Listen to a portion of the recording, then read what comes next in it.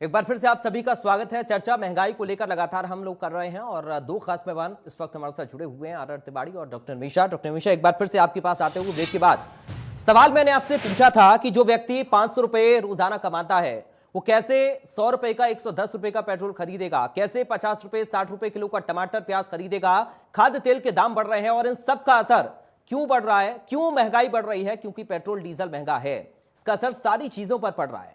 सवाल यह है जो मैंने आपसे पहले भी पूछा, क्या नीतियों में कुछ बदलाव नहीं किया जा सकता है? सिर्फ ठीकरा कांग्रेस पार्टी पर आप फोड़ें और कहें कि हम तो व्यवस्थित हैं और सारी चीजें नियंत्रण में हैं, तो जमीनी स्तर पर जो लोग परेशान हैं उन पर ध्यान किसका है?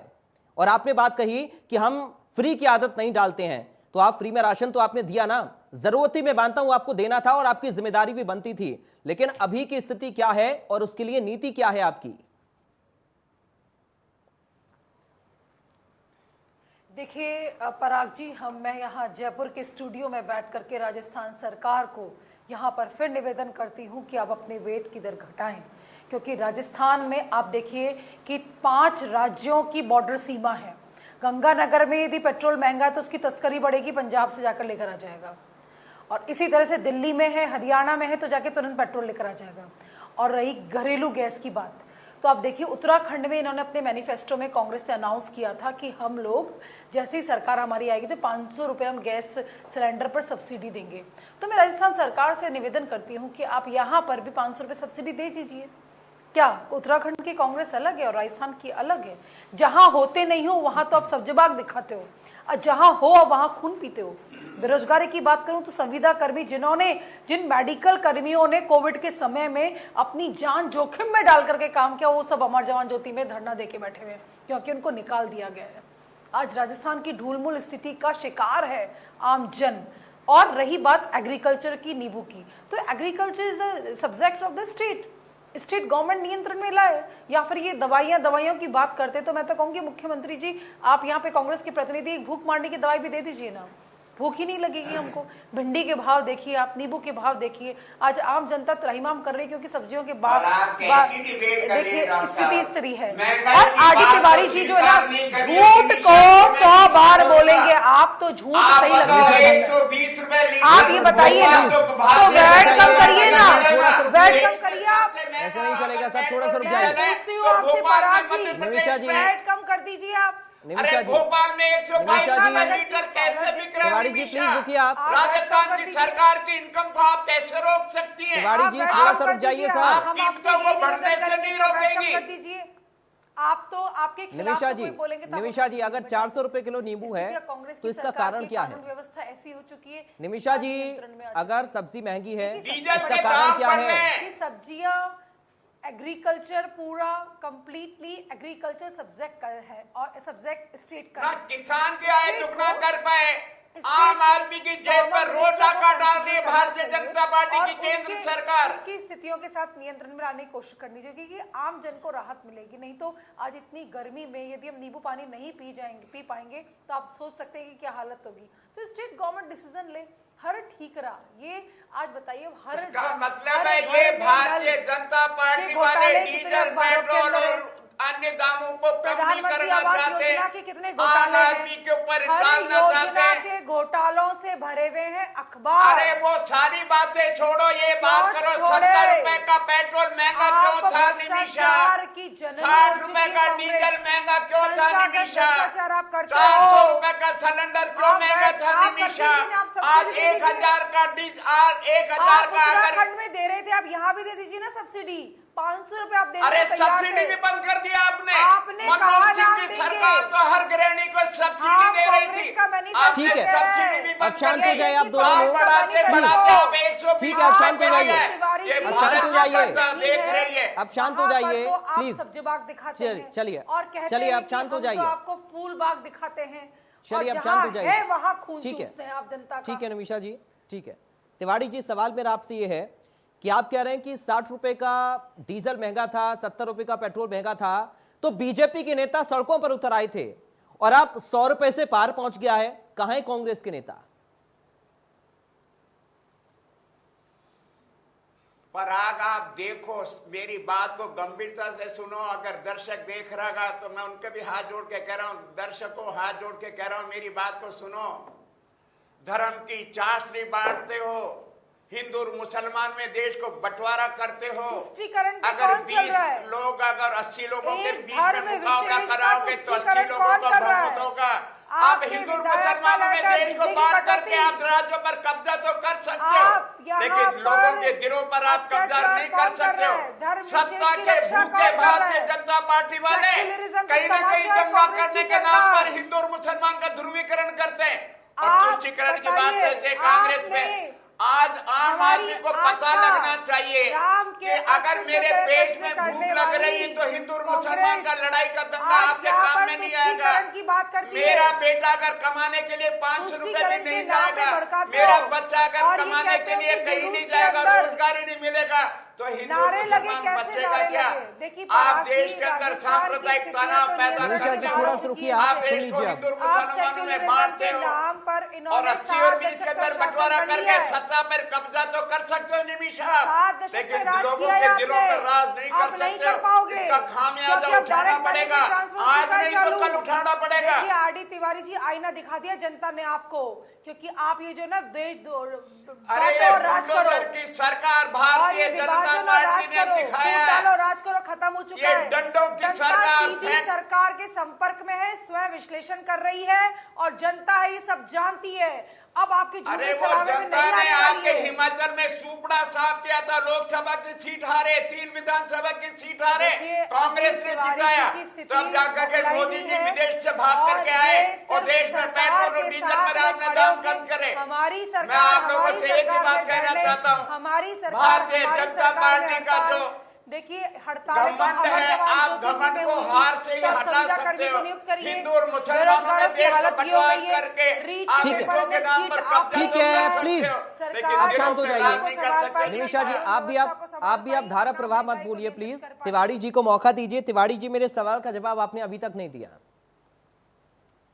तिवारी जी को सरकार है, इनकी मौका निमिषा जी प्लीज रुक जाइए, अपनी बारी का इंतजार करिए। बताइए क्या स्थिति नियंत्रण में इनकी। तिवारी जी बोलिए। मैं कह रहा हूं पराग, जब दुनिया में 140, जब दुनिया में मतलब क्रूड ऑयल $140 का था, जब भारत के अंदर 70 रुपए का बेचा जा रहा था मनमोहन सिंह जी की कुशल आर्थिक नीतियों में, जब दुनिया में महंगाई थी, अमेरिका के बैंक बंद हो गए थे, अर्थव्यवस्था तहस नहस हो गई थी, दुनिया में मंदी का महामारी चल रही थी, भारत ने 2004 से लेकर के 2014 तक 10 साल में भारत की अर्थव्यवस्था को खड़ा किया। भारत की अर्थव्यवस्था दुनिया में 5वें नंबर की अर्थव्यवस्था थी और उस समय ये सड़कों पर बैठते थे। 400 रुपए का अगर हमारा गैस का सिलेंडर मां बहनों को दे रहे थे, ये सारे के सारे नेता दिल्ली के इंडिया गेट पे बैठ जाते थे।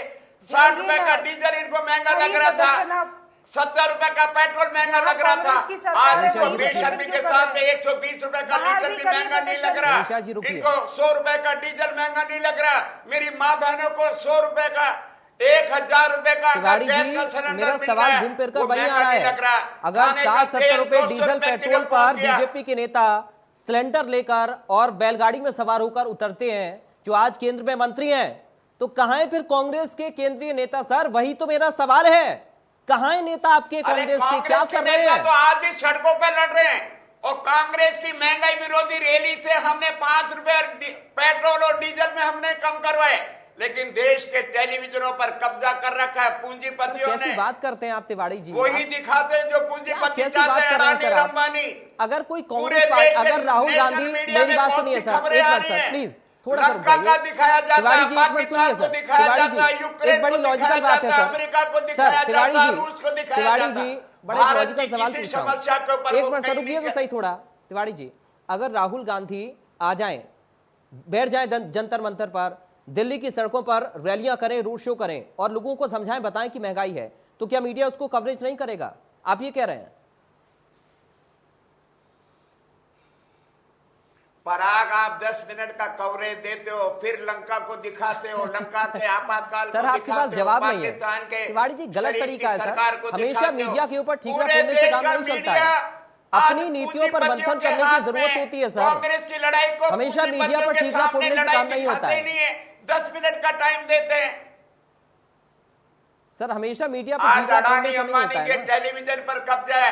मैं कह रहा हूं मैंने आपसे सड़क पूछ बिक लिया, गई, हवाई जहाज मैंने बिक आपसे गए, पूछ रेल लिया बिक गई, कि पानी कहीं के आपके जहाज बिक कैंडिडेट था, गए। तो आपने मीडिया पूरे पर ठीकरा देश फोड़ की दिया कि आप अर्थव्यवस्था दिखाते को नहीं आपने है। पूंजीपति जब के हाथ आएंगे में तो सौंप दिखाएंगे दिया, ना सर। तो महंगाई तो बढ़ेगी जब बढ़ेगी आएंगे ना सड़क पर महाराज। तब दिखाएंगे हम। जब आ ही नहीं रहे हैं ग्राउंड पर आपके अरे नेता, तो क्या कांग्रेस तो दिखाएंगे हम? लगातार देश की जनता के लिए सड़क पर थी, सड़क पर है, सड़क पर लड़ेगी। पराग कांग्रेस को सत्ता मिले या नहीं मिले, कांग्रेस जब पैदा हुई थी देश के अंदर कांग्रेस का शासन नहीं था, उसका शासन था जो पूरी दुनिया में राज करता था, अंग्रेजों का शासन था। उस समय भी कांग्रेस ने आजादी के लिए लड़ाई लड़ी।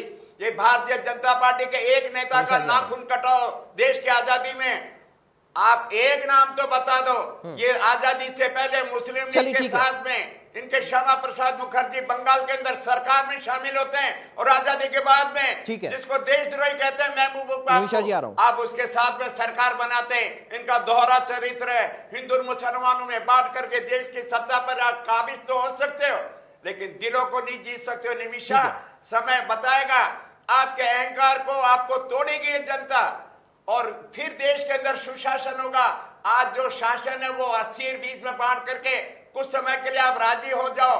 कांग्रेस हार रही है, हम जीत गए, लेकिन देश की जनता जानती है। चलिए ठीक है, 200 रुपए निमिषा जी, आप कुछ कहना चाह रही हैं? तो शाम को एक टाइम के देश में पराग जी देश में सबसे भ्रष्ट सरकार कांग्रेस ने दी है। देश में आतंक से भयभीत सरकार कांग्रेस ने दी है। देश में असुरक्षित सरकार कांग्रेस हमला किसके समय पे हुआ? देश में सबसे ज्यादा मुंबई के ताज पर किसके समय हुई निमिषा?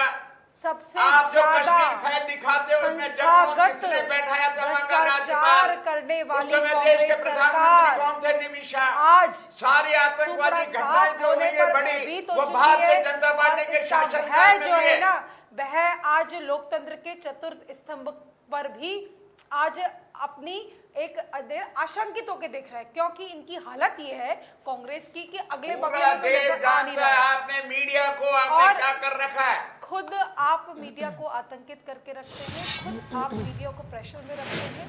पूंजीपतियों के हाथ में चले गया सारा मीडिया।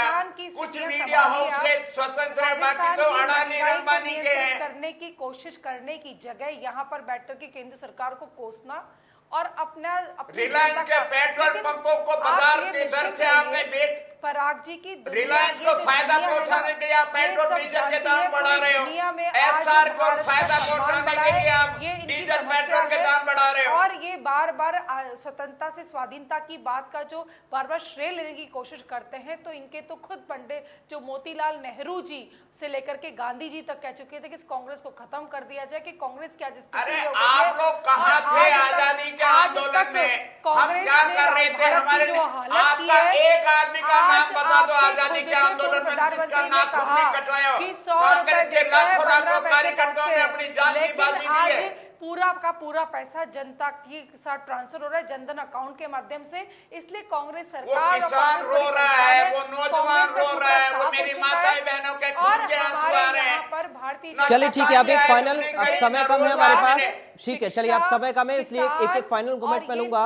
ठीक है, एक समृद्ध और सक्षम भारत चलिए ठीक है निमिषा जी, निर्माण की ओर आहूत हो चुके हैं, इसलिए कांग्रेस आज परेशान है, क्योंकि कांग्रेस मुक्त भारत की ओर, चलिए ठीक है, भारत बढ़, चलिए ठीक है, अब समय कम है इसलिए एक फाइनल कमेंट छोटा छोटा। तिवारी जी पहले आपके पास में आ रहा हूं, आप कह रहे हैं कि मीडिया स्वतंत्र नहीं है, मीडिया को बंदिशें मीडिया के सामने हैं।